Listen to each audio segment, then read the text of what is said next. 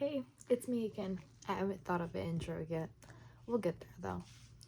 So, today, this is the same day, I want to review and talk about the Uzumaki history trilogy.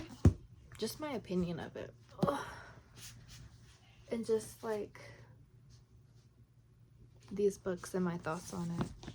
And the merch and my journey or whatever. So, let's start with the first obvious and literal thought. How did I get to know what Junju's work is, like who he is or whatever? I saw a YouTube video of it was like top 10 scariest mangas that will traumatize you for life. And the first one that was described was actually about Uzumaki and the plot of the story and how bone chilling and scary the art style is, and whenever you flip the page you'll never know what's gonna happen next. I was really hooked. The other one it reviewed and talked about was about I forgot the name of the artist, but I have the book up there. But it's called The Blood on the Tracks, and it talked about the first chapter. I'm not gonna spoil it, but it talked about the climax or the whole crazy part of that book. If you're interested, I guess I can look up a short description without spoiling it, because it's really good. And I have from chapters 1 to 7, and I need to get from 7 to 12. But Blood on the Tracks.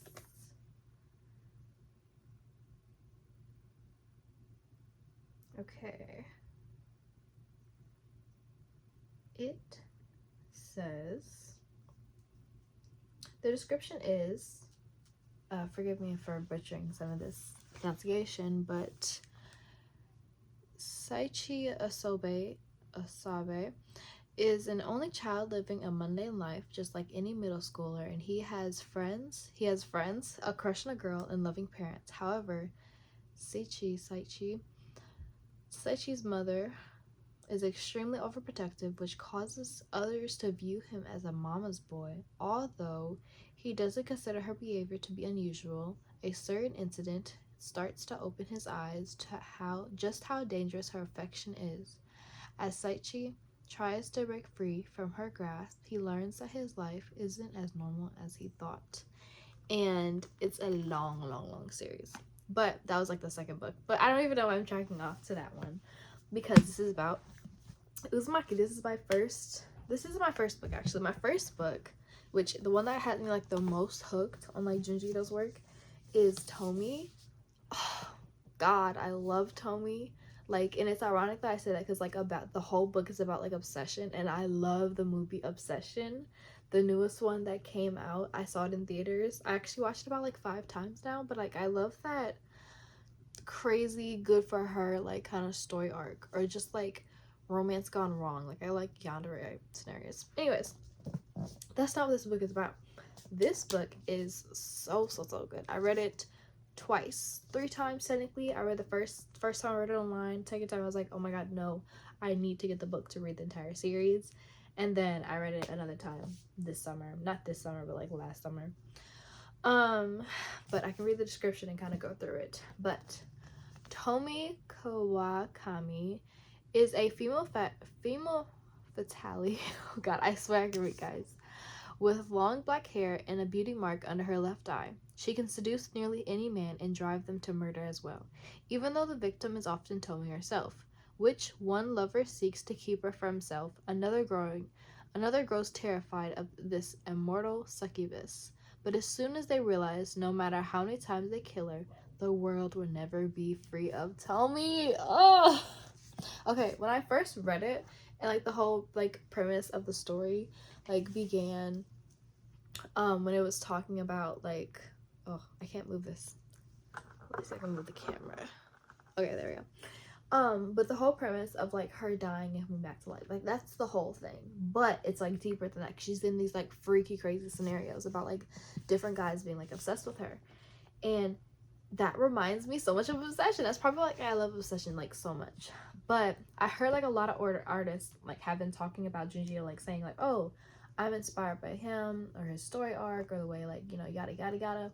But like I feel like the whole idea of just like when you flip the page, like you're surprised, like you know how like you wait for a jump scare in a video game, or you watch a movie and you're like on the edge of your seat. Like I've never experienced that in a manga, especially like not a book, until I read Tomi. Oh my god, I can't really like, I can show you some of like the art of the book and just how beautiful that is, and just oh, just how good the art style is, because it's like it's definitely really good, and he draws like really chilling like details when it comes to like the blood splatter or the details on the face. Like it's not like crazy realistic, but it has its own way of just being terrifying in my opinion.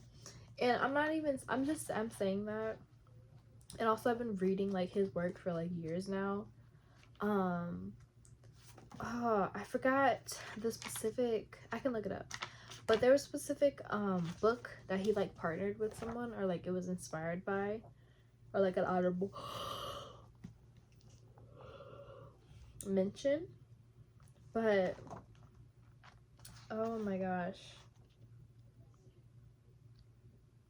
I don't know if I'm like able to show these. I guess not inappropriate, it's just like a lot of like detail and blood splatter and like gore and stuff, and it's just like I think it's like beautiful work, like just beautiful in detail. Like I'm not in love with like gore or anything. I'm not. I'm definitely not the person. Um, but yeah, like that's a good example. I guess not gory, but this like the details on that. Love this book. Um, review out of 10, 10 out of 10. The story and plot is so interesting because like it goes on and on and on, but it all connects. And there's like a little like side story that has like a part 2. I love the art style. I just love how like I was introduced to this, like how it was talked about, how it was like kind of like not sponsored but like mentioned by like different artists and stuff like that. And just like this being my first ever book about Junji, and this is my first like bought copy of it. 10 out of 10. Great book. I definitely would read this a couple more times and maybe give it to like a sibling or family member that likes the series or friend or whatever.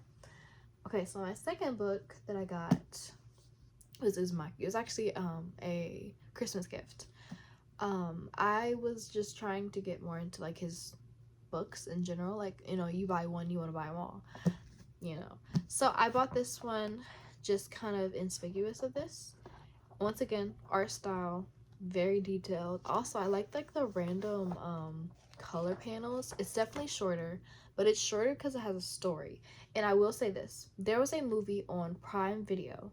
I don't know if it's like anywhere else, but like the only movie that I feel like Junji has like gone really really well, because like I saw the anime on Hulu of Uzumaki, and it was just bad. Like it was good, it started off really good, the trailer was so deliciously like wonderful, but just the way it like portrayed itself in the anime was just so crappy. Like I don't want to say it was bad because like I liked it, but it wasn't like good. Like it wasn't like an actually well funded anime. But like I don't know if they partnered with like actual like the actual artist. They definitely got like, you know, the material, but the plot was like rushed. I think it was like 12 episodes or something. Like it was like really sped up.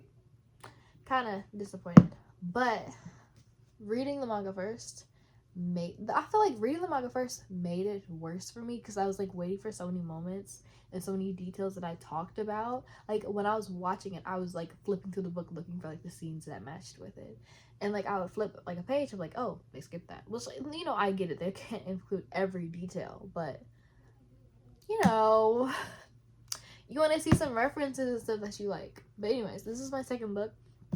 The description says, Kurosacho, a small fog-bound town on the coast of Japan, is cursed. According to Shuichi Saito, The withdrawn boyfriend of teenager Kari Goshima. Their town is haunted by not a person, but a pattern. Uzumaki. The Spiral. Hypnotic secret shape of the world. This bizarre masterpiece of horror manga is now available in a single volume. Fall in a whirlpool of terror. Straightforward. There's a cursed spiral that, like, you know, curses the entire town. Like, the way it shows up in everything. Okay, even before I read the book, I love spirals. So, like, the way, like, I, like, you know, like, color walk. Like, you look at a certain color and you make sure you follow the color whenever you're, like, walking somewhere. That's me with spirals and also colors. But specifically with spirals, with clovers, with ladybugs, jellyfish, the color blue, like, I specifically look for those things in, like, you know, patterns, like the spirals of your fingertips, or the way the water, like, you know, has that little drop thing, or just like the sky and seeing like how bugs go into circles and stuff. Like, when I was reading this and like they showed the details of spirals being everywhere, cherry on top. And also I love spirals. Which I think technically it's not even a spiral, it's an uzumaki. It said it in the description. But I didn't like the ending because obviously it wasn't a happy ending, but you know, I thought it was pretty good for a bad ending. Really good. 10 out of 10 ending, and the way like it flowed through. And I really liked it, but also like I really like the character designs and the consistency of the story and just like everything. So another 10 out of 10. Also, I'm very biased because I bought his books, I bought everything. Like, I'm a very big fan. So another purchase I made, I'm not so satisfied with. I would rate this like a 7 out of 10, just like jumping to ratings.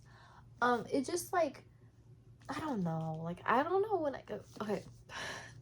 Grand introduction. This is Smashed, another book. It says 13 chilling nightmares presented by the master of horror. Try not to get noticed when you eat the sweet nectar, otherwise you'll get smashed. What a horrific event happened to create the earthbound people tied to a certain place for the rest of their short lives. A strange haunted house comes to town, but no one expects it to lead to real hell. Welcome to Junju Ito's world, a world with no escape from endless nightmares. So this was like, well, I got these both from Barnes and Noble, so these were like crazy expensive. This one was a gift, so I don't know how much it was. This was like 25 bucks, 22 maybe, like plus tax.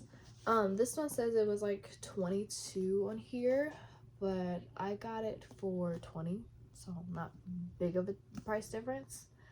7 out of 10, just because I just expected the same like strong story hold, just the strong story of like Uzumaki and Tomi. But also I'm also a big reader, so like I like plot, I like consistently, I like depth, I like detail, I like the same like little details popping up over and over again, which is consistency.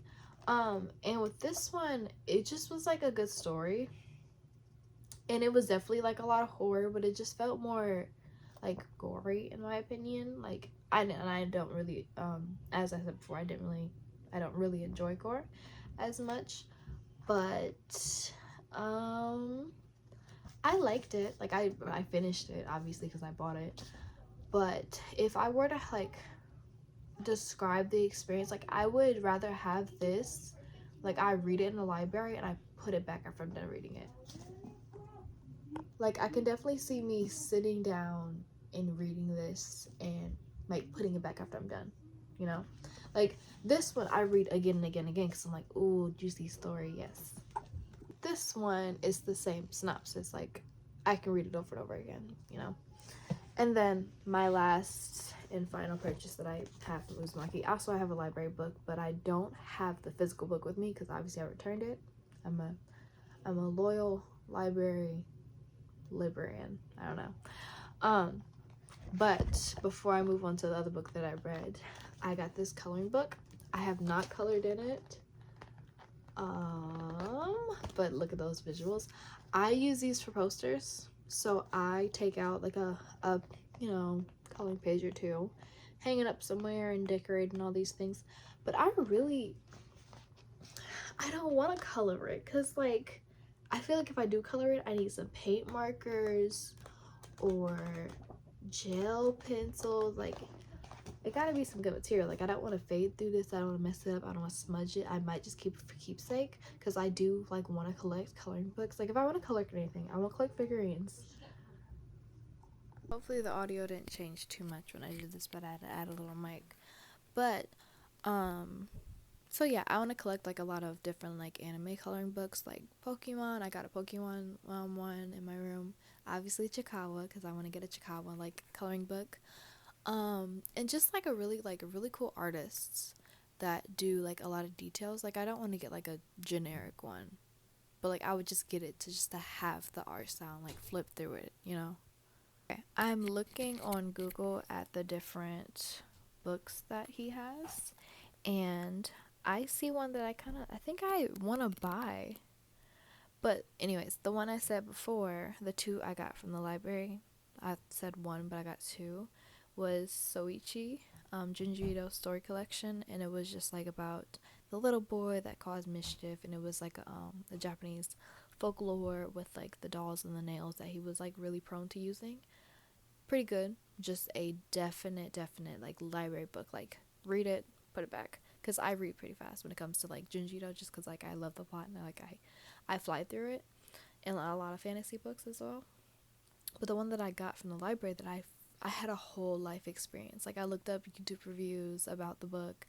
I loved it, but like it was sad, but like I loved the experience. You know, it's like you can love a horror movie, but you don't love the horror in the movie. That makes sense. Is that poetic? I hope. Anyways, No Longer Human was the book. It was obviously inspired or, you know, sequent to the original book. I don't know who it's by. Yeah. In honor of the 100th birthday of Osamu Dazi. And it was about his life and how it was like unfortunate and sad. Really love that one. I did not read it. I didn't read the manga. I read the book, and then I had the manga. So like the experience was like kind of like, oh, it's visual. From another YouTube video that I saw online, it was completely like crapped on. Like there, she was like, it was a girl. I don't remember her name or her channel. And no hate to her, just her opinion. But she was like, oh, like it wasn't as well as the book, and there's different details, and it seemed like it was more like trying to go rush towards the vision, and like some things were like left out, and like because the plot was too rushed, which I think that's a common thing with Junjito, especially if the book is like smaller. Like this is the storybook I gave a 7 out of 10, right? And this is Tomi's book. I loved it, but it was fully fleshed out. He was trying to do the No Longer Human at a certain kind of pace, and you can like kind of tell. Some future purchases that I see on here is I see Frankenstein is on here, and I've never read it. And I heard of Yon and Moo, which is about his two cats and his wife, and about like his like life with his cats. I'm definitely gonna purchase that one because I love cats. I have a cat, love cats. And I feel like that'd be a really cool experience for me. Voices in the Dark also look interesting, and Lovesick Dead also looks interesting. Only because like I love a good like horror love story. But yes, that is it for my review. Obviously you're gonna hear some volume changes. Somebody is playing music. But I hope you enjoyed this. I sure did, and I'm still figuring out my outro. So, bye.